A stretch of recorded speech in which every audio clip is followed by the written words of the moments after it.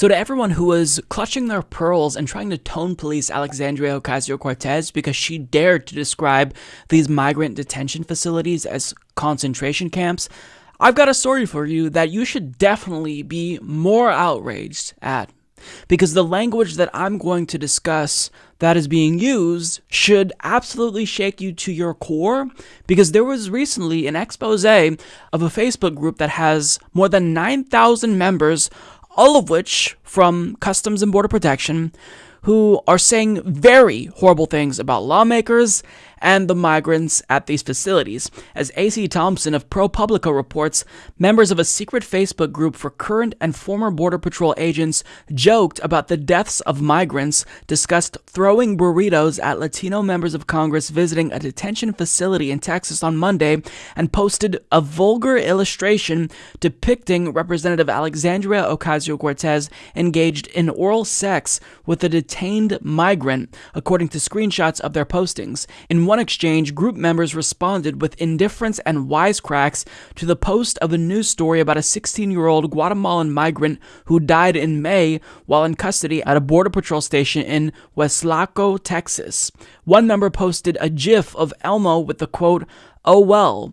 Another responded with an image and the words, "If he dies, he dies." Created in August 2016, the Facebook group is called I'm-10-15 and boasts roughly 9,500 members from across the country. 10-15 is Border Patrol code for aliens in custody.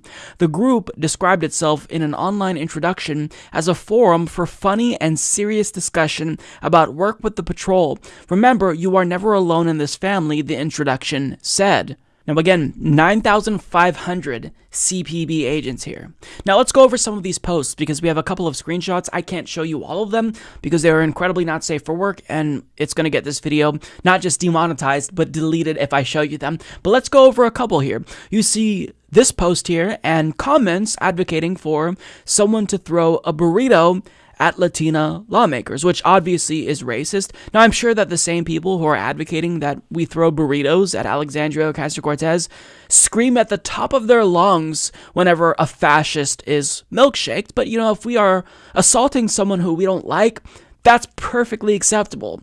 Now, there's posts of them sharing photos of a man with his daughter that we all saw that was released recently who died.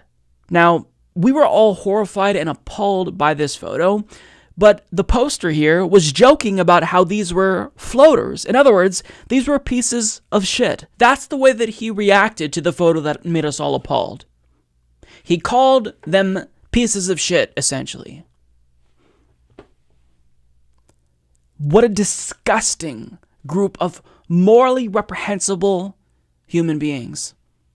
Every single person who was tone policing and clutching their pearls at AOC when she used the word concentration camps, I need you to clutch your pearls now at this. I need you to be outraged at this because this is demonstrably worse language to be used. And it's particularly disgusting because it's being used by people who oversee these migrants at these detention facilities.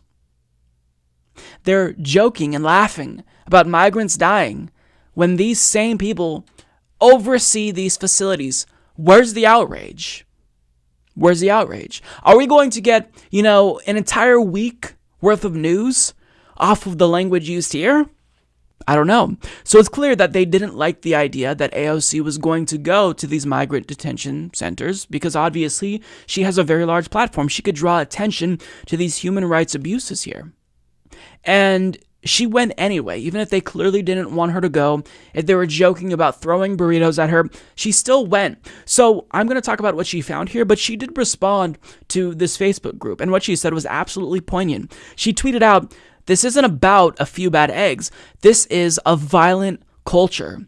She added, 9,500 CPB officers sharing memes about dead migrants and discussing violence and sexual misconduct towards members of Congress. How on earth can CPB's culture be trusted to care for refugees humanely? P.S. I have no plans to change my itinerary and will visit the CPB station today. There are 20,000 total Customs and Border Patrol agents in the United States.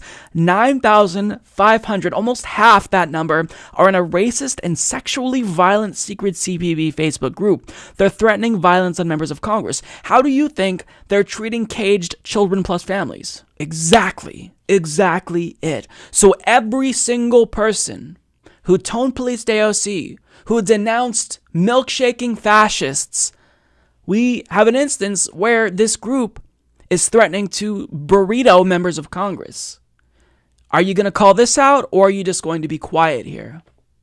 Are you going to tone police these people here, or are you just going to tone police people because of the language that they use to describe the atrocity that's going on? I think we all know, and what I'm getting at is that the right, they're a bunch of hypocrites.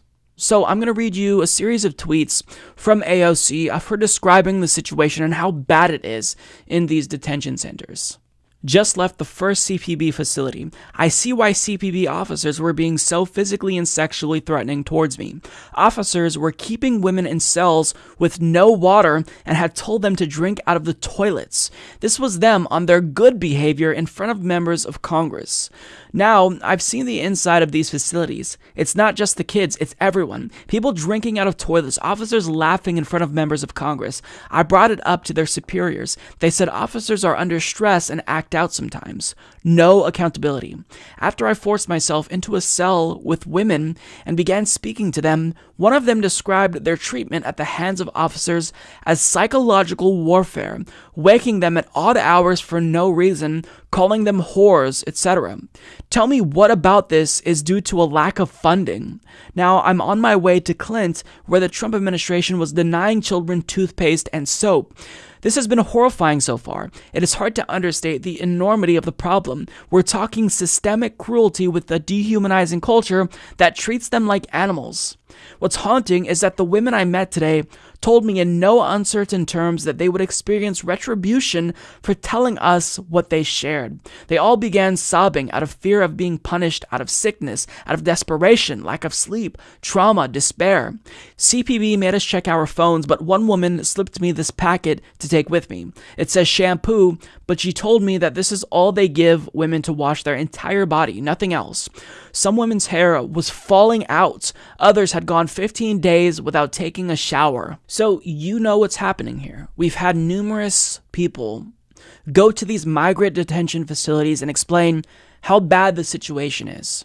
And AOC is telling us they're literally drinking toilet water. But please, whatever you do, don't call them concentration camps. For the love of God, don't call them that, because that's too far. That's what's offensive. Don't call them concentration camps. If you want to know how the right responded to AOC essentially breaking this news about CPB officers telling them to drink toilet water, well, do you think that the right had any human compassion whatsoever and they were outraged? Well, no, they weren't outraged at the treatment of the migrants in these detention facilities. Unsurprisingly, they were outraged at the language AOC used, because Washington Examiner journalist Anna Giacchirelli, she gave us the scoop on a real scandal. Representative Alexandria Ocasio-Cortez screamed at federal law enforcement agents in a threatening manner during a visit to a U.S. Border Patrol facility in El Paso, Texas, Monday afternoon, and refused to tour the facility, according to two people who witnessed it. So that's the real scandal to right-wingers. So if you see something that is deeply disturbing, where a humanitarian crisis is going on, if you don't describe that the right way, then you're the bad guy. You're what we should focus on, not the humanitarian crisis itself. After we get this story here about the Facebook group and how these migrants are treated and how women are so fearful of even telling what's going on to a member of Congress because of retribution, you know, you would think that everyone in the country would stop and realize, what are we doing? This is horrible. We are treating these people like animals, worse than animals. You would think that that would be the response, but I'm sure everyone on the right will just ignore this entirely. They can see how barbaric the government is, and they get more outraged at the way that people describe said barbarity than the outrageous thing going on itself. That's the right. These are the people who we have to deal with, who we're supposed to come together with and work with. Unbelievable.